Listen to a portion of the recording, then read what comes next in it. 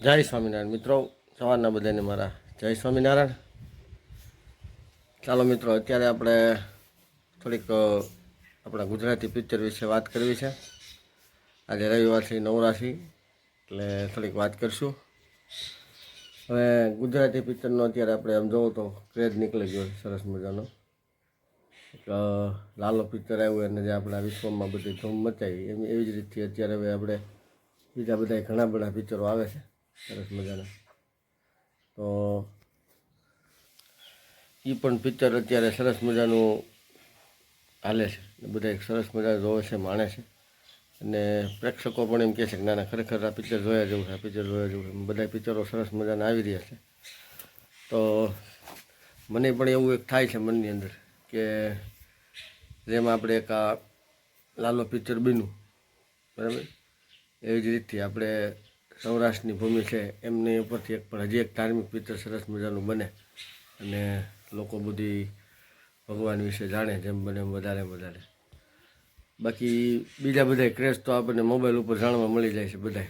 કારણ કે કોઈ કોમેડી વિડીયો આપણે જોઈએ છીએ, કોઈ પૈસાના વિડીયો મળતા હોય જોઈએ છીએ, બરાબર, બધી વસ્તુ જોઈશ. પણ આપણે આપણા ધર્મ વિશે અને આપણા સૌરાષ્ટ્રમાં જે ભગવાન છે એની વિશે જાણવા માટે સરસ સરસ આવા બધા મૂવી બનાવતા રહે તો આ લોકો લગન આપણી બધી જે સૌરાષ્ટ્રની જે કાંઈ આપણા સંતોની વ્યાખ્યા છે બધે આખા વિશ્વની અંદર આપણો ડંકો વગડે.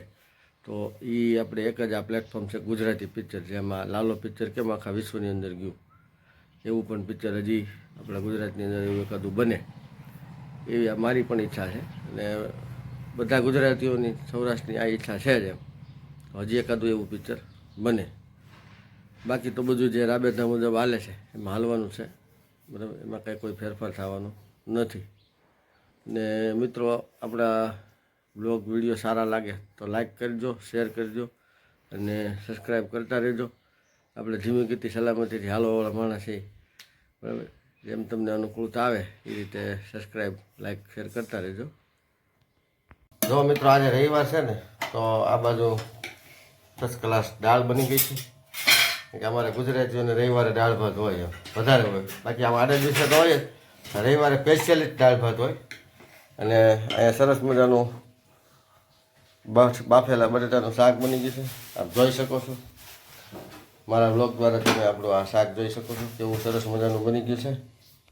સરસ મજાના ચોખાના પાપડ તળાઈ ગયા છે, લસણવાળી ચટણી બનાવી નાખી છે, મરચાં તળી નાખ્યા છે, ને આપણે આ ભાત રાઈસ જે આપણે લાંબા ચોખા આવે એ તો ફર્સ્ટ ક્લાસ વટાણા બટાણા નાખીને જમાવટ કરી દીધી છે.